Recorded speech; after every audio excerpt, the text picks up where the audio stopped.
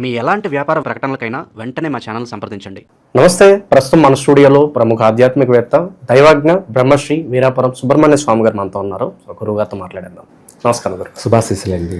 October మాసం ప్రత్యేకంగా ధనుస్సు రాశి వాళ్ళకి ఏ విధంగా ఉండిపోతుంది? పాజిటివ్గా ఉంటుందా, నెగిటివ్గా ఉంటుందా? ఓవరాల్గా ఎలాంటి దైవారాధన పరిహారాలు చేసుకుంటే బాగుంటుంది గురు? మంచి విషయం అడిగారు. ధనుస్సు రాశి వాళ్ళకి ఈ యొక్క ఆశ్వేజ మాసం అక్టోబర్ నెల అన్ని విధాలా కూడా అనుకూలంగానే ఉంది. ఏ పని చేసినా కూడా కలిసి వచ్చే అంశాలే ఎక్కువగా ఉన్నాయి. ఇంకా చెప్పాలంటే చాలామంది అడుగుతుంటారు నాది ఏ రాశి అని చెప్పేసి, వాళ్ళకు మనం మంచి ఒక క్లారిటీ ఇద్దాం. ఇక్కడ ధనుసు రాశి మూలా నక్షత్రం 4 పాదాలు. దాంట్లోనే యోగి యో అనేది అంటే యో అనేది అక్షరాల మీద ఉన్న వాళ్ళు కానీ, బా బి అక్షరాల మీద ఉన్నటువంటి వాళ్ళు కానీ, బా అంటే బాలకృష్ణ లేదా భార్గవి, భానుప్రకాష్ ఇలా ఏదైనా సరే, బి అక్షరం మీద ఉన్నవాళ్ళు కానీ, యో అంటే యోగి ఇలాంటి పేర్లు కలిగిన వాళ్ళు కానీ, మూల నక్షత్రం 4వ పాదం ధనుసు రాశి. అందులోనే పూర్వాషాఢ నక్షత్రం, బా బి మూల నక్షత్రం అయితే బు బే బో ఈ అక్షరాలు పూర్వాషాఢ నక్షత్రం ధనుసు రాశి. వీటితో పాటు ఉత్తరాషాఢ నక్షత్రం 1వ పాదం ప్రథమ పాదం ధనుసు రాశి.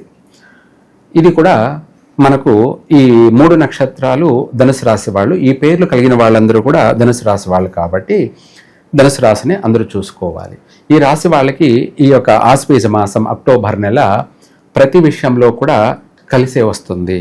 నూతన వ్యాపారాలు, చిరు వ్యాపారాలు ప్రారంభం చేసుకోవచ్చు, పెద్ద వ్యాపారాలు కూడా ప్రారంభం చేయవచ్చు, ఏ వ్యాపారమైనా కూడా ప్రారంభం చేసుకోవచ్చు, చక్కగా కలిసి వస్తుంది. అలానేసి అందరికీ కాకపోవచ్చు, అంటే మళ్ళీ పర్సనల్గా కూడా చూసుకోవాలి. ఎందుకంటే అందరూ ఏ వ్యాపారమైనా చేసుకోవచ్చు అన్నారు, రాశి ప్రకారంగా చెప్పాను. మళ్ళీ వ్యక్తిగతంగా వాళ్ళ జాతక ప్రకారంగా ఏ వ్యాపారం చేస్తే వాళ్ళకి కలిసి వస్తుంది. ఎగ్జాంపుల్గా చెప్తాం, ఐరన్ వ్యాపారం ఉంది, ఏమిటి ఇనుము వ్యాపారం. ఈ ఇనుము వ్యాపారము అందరూ చేస్తే కలిసి రాదుగా. ఇది ధనుసు రాశిలోనే అందరూ చేస్తే కలిసి రాదు. దాంట్లో కూడా కుంభలగ్నంలో పుట్టిన జాతకులు అనుకుందాం, లేదు కర్కాటక లగ్నంలో పుట్టిన జాతకులు అనుకుందాం, ఇటువంటివి కొన్ని వాళ్ళు ఐరన్ వ్యాపారాలు చేసుకోవచ్చు. ఇట్లా పుట్టిన సమయాలను బట్టి ఇక్కడ ఉంటుందన్నమాట.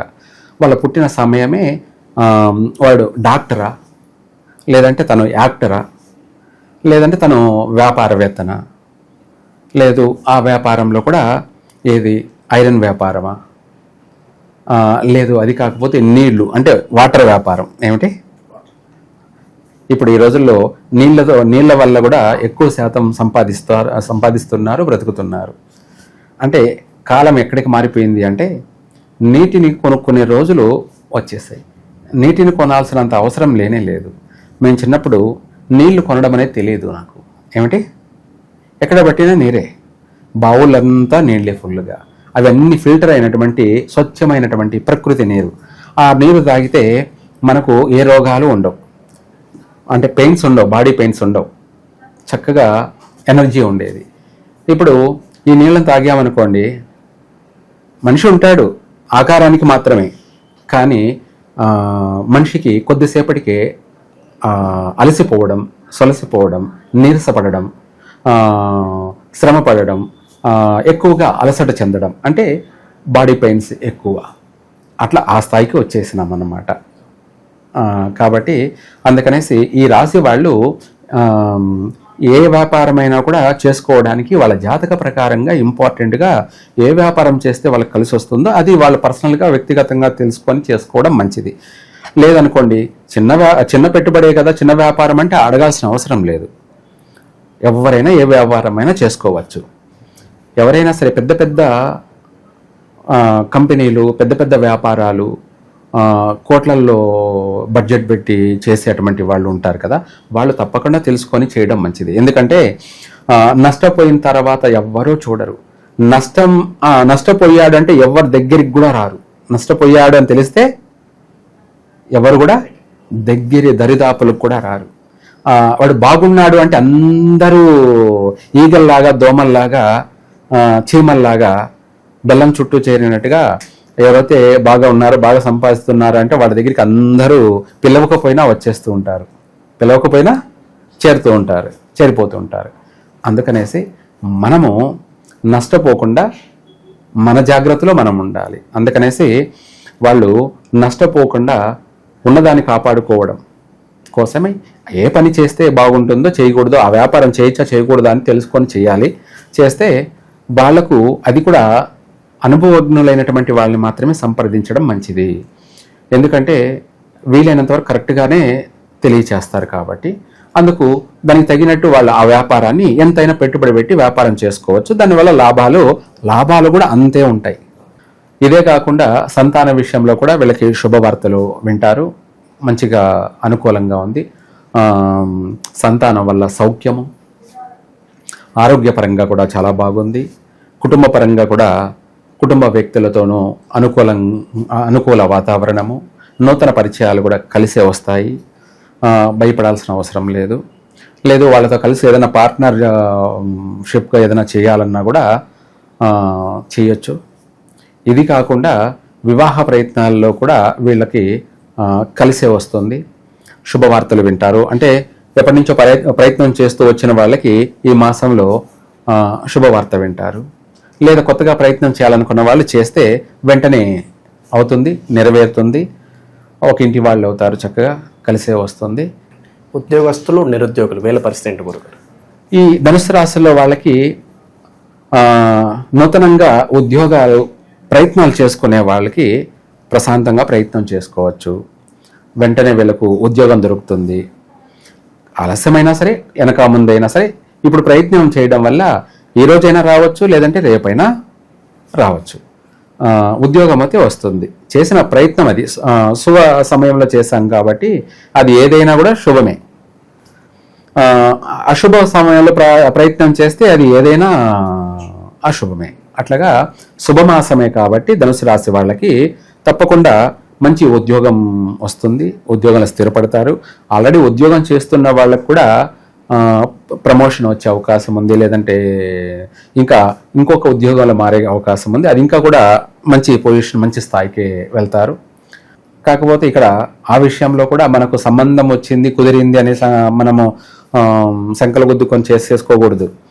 ఈ మ్యాచెస్ కూడా చూసుకోవాలి. ఏమని మీరు చెప్పారు, మేము చేసుకున్నాము, ఏమీ బాగలేదు అనే వాళ్ళు కూడా ఉన్నారనమాట.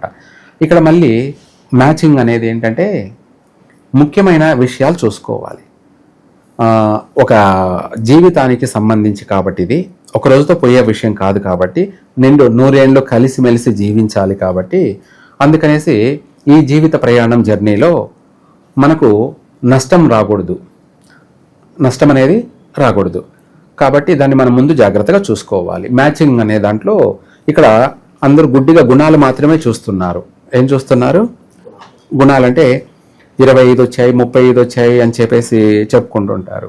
అయితే గుణాలు ఉండాలి, దాంతోపాటు వాళ్ళ జాతక మ్యాచెస్ అనేది చూడాలి. ఇందులో ముఖ్యమైన విషయాలే చూసుకోవాలి. ఈ రోజుల్లో ఏదో ఒక దోషం అంటూ అందరూ ఉండేవాళ్లే, దోషం లేని వాళ్ళంటూ ఎవ్వరూ లేరు. ఎవరికొకరికి ఏదో ఒక సమస్య ఉండనే ఉంటుంది. అలానేసి ఆ సమస్యను పట్టుకొని మనము బాగలేదు అని అనకూడదు. ఎందుకంటే ఇంక మనకు సంబంధం దొరకదు, మనకు వెళ్ళి కాదు. కాకపోతే ఆ సమస్య ఏమిటి, ఆ దోషం ఏమిటి, దానివల్ల మనకు జరగబోయే నష్టము లాభం ఏమిటి, నష్టమా లాభమా అంటే ఏంటంటే మాంగళ్య దోషం అనేది ప్రధానంగా చూసుకోవాలి. అంటే మనం అమ్మాయిని చేసుకుంటున్నాం, ఆ అమ్మాయి వల్ల మనకి ఏదైనా ప్రాణ నష్టం జరుగుతుందా? వద్దు, పనికిరాదు. మాంగళ్య దోషం లేదా? రైట్, చేసుకోవచ్చు. ఒకటి. రెండోది ఏంటంటే అమ్మాయికి సంతానం ఉన్నారా లేరా? సంతానం ఉన్నారు అంటే కళ్ళు మూసుకొని చేసుకోవచ్చు. కట్నం ఇవ్వకపోయినా పర్వాలేదు, చేసుకోవచ్చు. ఎదురు కట్నం అయినా ఇవ్వచ్చు. ఎందుకంటే ఇప్పుడు ఇంపార్టెంట్ అది విషయం, సంతానం విషయం. లేదు సంతానం లేరా, చేసుకొని ఏం చేయాలి, దేనికి చేసుకోవడం? రెండవ అంశం. మూడోది ఏంటంటే కుజదోషం. అయితే ఈ కుజదోషం కూడా ఏమిటి? దాంట్లోనే నాగదోషం, కుజదోషం అంతా కూడా అదే సంబంధిస్తుంది, దానికి సంబంధించిందే కాబట్టి రిలేటివ్ కాబట్టి కుజదోషం. ఆ కుజదోషం ఏమిటి? విడిపోతారా, లేదంటే ఎడబాట్లు మాత్రమే జరుగుతాయా, ఇవి మనం చూసుకోవాలి ఇంపార్టెంట్గా. లేదు నష్టమేమి లేదు, ఓన్లీ చిన్న చిన్న సమస్యలే, అవి పడచ్చు, తప్పు లేదు. ఎందుకంటే నష్టపోకూడదు. చిన్న చిన్న సమస్యలు అంటే ఎవరికైనా ఉంటాయి. నష్టపోవడం అంటే ఏంటంటే విడిపోయే సమస్యలు రాకూడదు. ఈ 3 అంశాలు మనం ప్రధానంగా చూసుకోవాలి. అవి లేని పక్షాన ఆ సంబంధాన్ని మనము ఎతుక్కొని మరీ చేసుకోవచ్చు. ఎతుక్కొని మరీ అంటే వాళ్ళు ఏమి ఇవ్వకపోయినా కూడా మనమే ఎదురుకట్నం ఇచ్చైనా చేసుకోవచ్చు.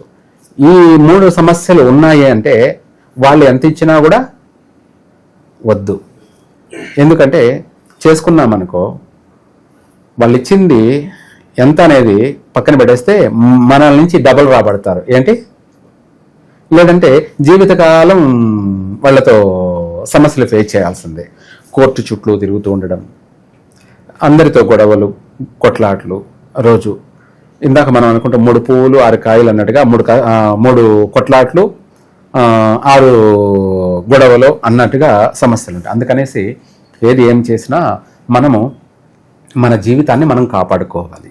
ఇది ఎవరి దగ్గర, ఎవరు జాతక ప్రకారంగా వాళ్ళ విషయం వాళ్ళ దగ్గరే ఉంటుంది. దాన్ని వాళ్ళే అర్థం చేసుకోవాలి, దానికి తగినట్టుగా వాళ్ళు నడుచుకోవాలి. ఎందుకు ఇదంతా చెప్పడము అంటే, మీరు సుఖంగా ఉండండి, మీరు సుఖంగా ఉండండి.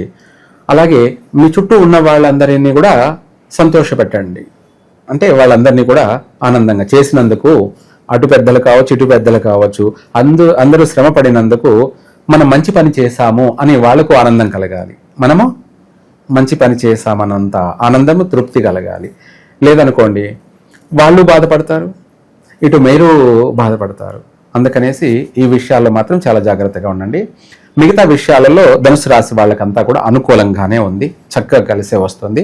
ఇంకా కూడా వీళ్ళు ఎటువంటి దైవారాధన చేస్తే వీళ్ళకు బాగా కలిసి వస్తుంది అనే విషయానికి చెప్తే, ఈ రాశి వాళ్ళు వీలైనంత వరకు ఆంజనేయ స్వామిని ప్రతి మంగళవారం కానీ శనివారం కానీ వారంలో 2 రోజులైనా సరే, లేదంటే ఏదో ఒక వారం వాళ్ళకు వీలైన వారం కుదిరినప్పుడు, మనం ఈ వారమే చేయమంటే ఇంట్లో వాళ్ళకు అనుకూలం ఉండకపోవచ్చు కాబట్టి ఈ 2 వారాల్లో ఏ వారమైనా కూడా నిర్ణయించుకొని ప్రతి వారం ఆంజనేయ స్వామికి సింధూరాన్ని పట్టించండి.